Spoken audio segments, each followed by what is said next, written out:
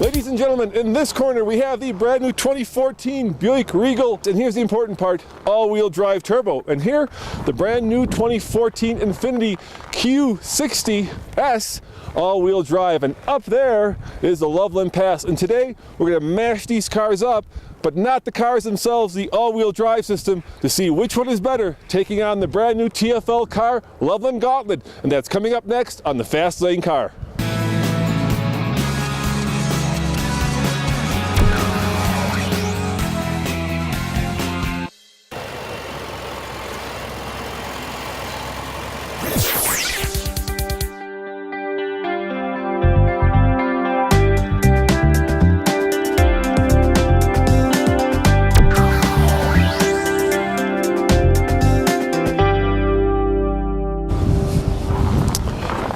Under the hood of this, as Andre calls it, torque monster, is a 2-liter turbocharged 4-cylinder, but it does put out 295 pound-foot of torque and 259 horsepower, which once again is sort of not very useful in conditions like this, but nevertheless fun.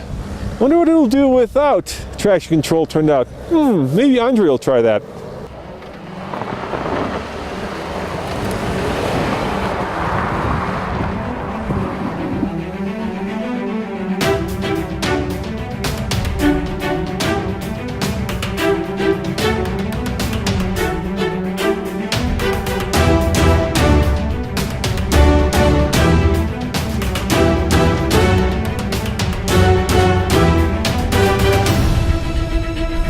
It says 0, man. Null?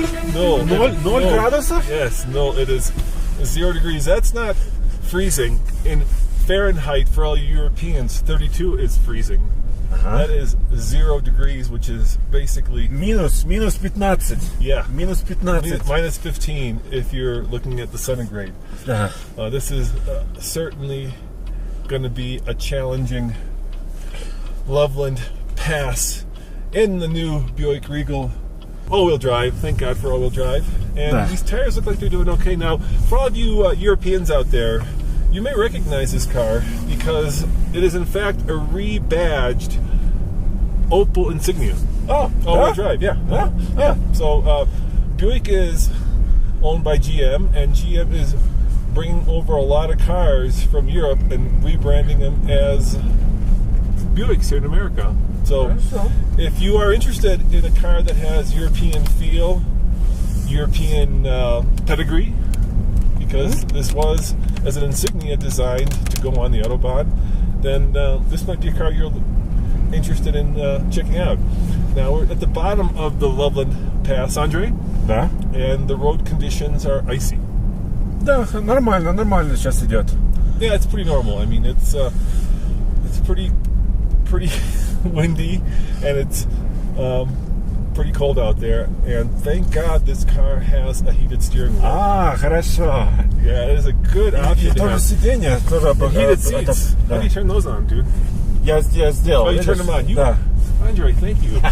You are the man. I was wondering why my butt felt so fuzzy and warm. All right, here comes the start of the Loveland Gauntlet, and the road has gotten pretty ugly. Снег. Yes, snow, frozen snow. For those of you who might be curious, this is about 5 miles from the bottom to the top, and it's almost 12,000 feet at the top, just a hair under 12,000. And there are a lot of very sharp and potentially nasty turns. And the higher we go, the uglier it gets, because the fall off down below is drastic. So that's why we're using this to test how good a car does with its all-wheel drive system here under extreme conditions in Colorado. And this car is doing very well, and I attribute that not only to the fact that this all-wheel drive system is smart. So now most modern systems use the traction control algorithm that's worked into the car to appropriate power to where it needs. Впереди, сзади, со стороны. Left to right, forward and backward. Now this car is primarily front-wheel drive, but it can appropriate power to the rear wheels 50-50, so that when it needs it, when you don't need all that torque, it's going to the right wheel, the wheel that has the least slippage, and it's using that based on the software that's built into this car. And I gotta tell you, it's very slippery here, hard packed snow with icy conditions, and it feels very sure-footed, which is good because it's going to get very steep very quickly. Once again, it's all about tires when you're talking about the Loveland Gauntlet. And this car has pretty good all-season mud and snow tires, but they're nowhere near as good as dedicated snow tires. Having said that, these are 18s that are much better than the Infinitis just because they're not performance tires. There's an obvious trade-off. The more performance-oriented tire, at least non-snow tire, the worse in the snow. The more it's a general use tire, the better in the snow. And these should be okay.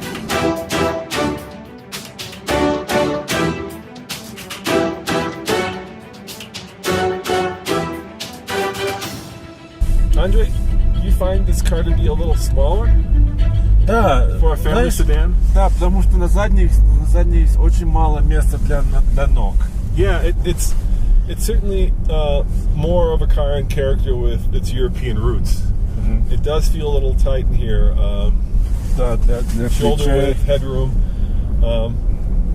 Look at that, there's somebody passing us. Wow, that takes a lot of that takes a lot of guts. It's a Subaru. Subaru, yeah.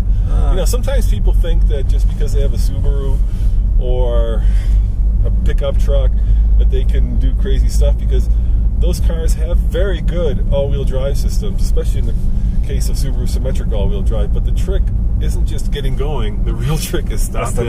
Yeah, and that's when pulling a maneuver like that, passing up the Loveland Pass. По-моему, он здесь живет. Может быть, он знает эту дорогу. Ну, нормально. Yeah, he's not going to live a long life if he keeps that up. I agree. That's when it's probably not that smart. But I have to tell you, I'm feeling very confident in this. Как тормоза? Попробуй тормоз. Should I give a little bit of gas? Нет, тормоз. A little bit of turbo? Whoa, there goes. We went sideways there. Let's try that again. This is Ford. Oh, we're going sideways. It's like a goat on ice at that point. You lose complete control of the vehicle. So, you know, the Land Rover folks like to say, as slow as possible, as fast as necessary, or something like that. And it's very similar when you're driving under extreme conditions like this. The second that you apply too much power, you lose grip, and that's when you lose control of the car. That's when you go from being a driver to being a passenger. And right now, I'll demonstrate, Andre. I am a driver, and right now, I'm a passenger. For 2014, they revised the interior of the Regal. It's a little bit more elegant, and by that I mean they've subtracted some of the buttons, fewer controls, a lot more soft touch materials.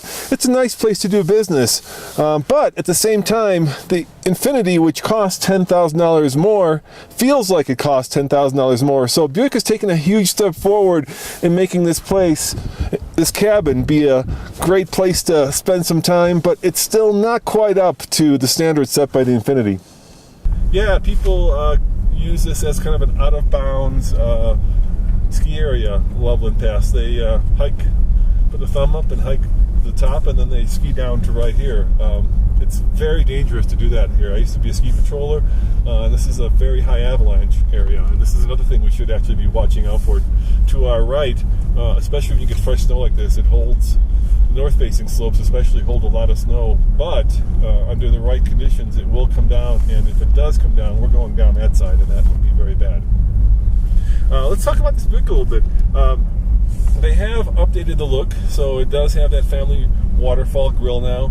It has these vestigial little holes that came off the Buick Roadmaster some 50 years ago. I'm not sure why they have those. I think they're silly. I mean, if you're just going to have chrome fake holes on the side of the hood to relieve real heat, it just seems silly to me. But that's a Buick thing, and they feel it's important, so, you know, it's a matter of the eye of the beholder. But I think they have done a great job on the inside here. It does feel much more luxurious. The seats are comfortable. How about you? Да, мне нравится. You good? Да. Yeah? Только сзади очень мало места. Yeah, not a lot of room in the back. No. If you have a European-sized family, it's probably a good sedan for your needs. If you have an American-sized family, Да, высокие люди. yeah. Well, I was thinking more. No, высокие тоже. You're talking tall. How about a Russian-sized family? What would that be? Наверное, высокие. That'd be tall, yeah. Да. Then I think it's probably not bad. You know, good enough headroom here. Even Да, with the sunroof. и моя шапка тоже помещается. So what trip up the Loveland Gauntlet would be complete without skis? The Loveland Gauntlet is in fact sandwiched between the Loveland ski area and the Arapahoe Basin. So let's see if this one would work as a ski vehicle.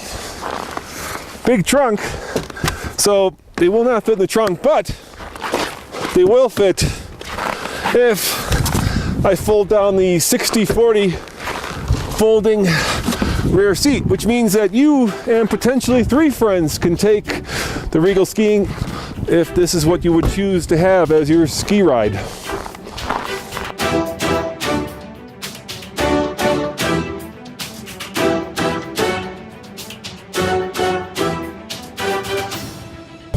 And I gotta tell you, I love this turbocharged engine. It really feels spunky. It feels like Смотри, какие-то домики, дома едут. There's a house coming down now. Look at that. In the middle of the winter, they're bringing down these oversized loads.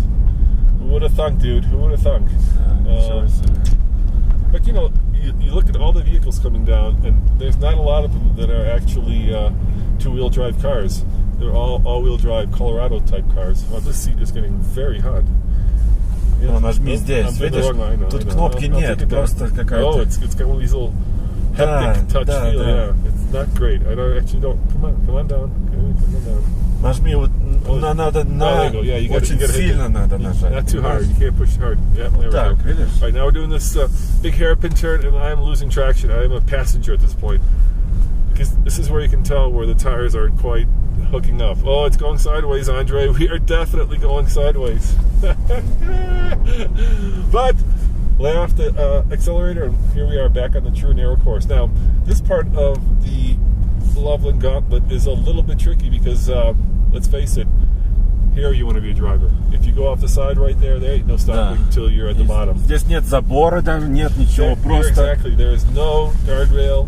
There's just like a few inches of snow between me and, well, a very scary and spooky sleigh ride that would have a tragic ending, I fear. So now I'm getting a little bit white-knuckled driving up this. Но очень красиво здесь, мне нравится. Елки, снег, очень красивое место. It's beautiful and yet deadly at the same time. This is where I'm not even breathe on the traction control switch because I want to make sure that this car has... Да, он вот здесь. Yeah, I'm not touching it, dude. I want to make sure this car has all of its safety minders in place because, yeah, that would be bad. Now, we did take the Lexus up here. That was the first one, the Lexus LX570, and that just flew up here in a blinding snowstorm. Это было очень, да, очень хорошо, комфортабельно было, очень нормально. But you know what? You were comfortable. Да, yeah, it was fine. Все нормально. Yeah, but you know what? This Buick's not doing bad. You wouldn't think that a Buick with all-season tires would do so well. Having said that, would I recommend going up into extreme conditions with these tires? No. I think if you're serious about doing this kind of stuff, you should do it in dedicated snow tires. Я согласен. Особенно, когда спускаешься. Especially coming down. Да. Yeah.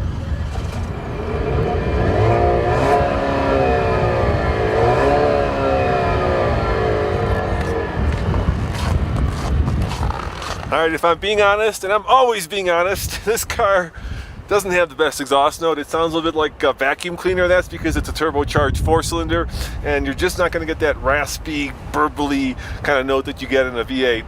So, a lot of torque, not a lot of sound.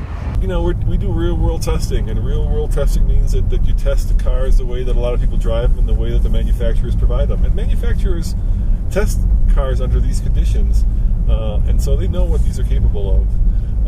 Yeah, would I love to have dedicated snow tires? You bet, especially now. Heck yeah. Ты знаешь, этот двигатель тоже экономный. Yeah, what the economy on this car, I think, is not bad. 20? 22. 22. Да. 22. I think Infiniti's not quite as good, but 22 isn't bad for a family sedan. You know, we're losing economy because we have all-wheel drive because it adds weight and it adds friction, which means you use more fuel. But now, I don't care, dude. Да, нам нужны все колеса нужны. How about value? Do you think $40,000? Ну, я не знаю, немножко высокая. It seems high, doesn't it? Да. Yeah. I know Buick's a premium brand, but it does seem high for... У него вся технология есть, очень There много. is a lot of technology, Да. yeah. Yeah, there is blind spot monitoring. Смотри, -3 началось. Oh, -3 at the top of this. Holy cannoli, dude. It's getting extreme up here. Ветер, снег. Now, this car, of course, doesn't compete directly with the Infiniti. Надо фары. We need to остановиться. Yeah. Here we go. We're at the top. Let's pull over and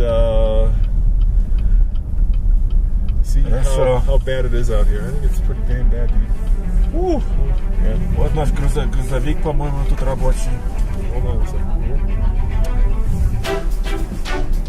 Далеко не иди, а то ты опять... I'm sliding. Не надо, очень глубокий снег здесь, очень глубокий. I know, I don't want to get stuck again.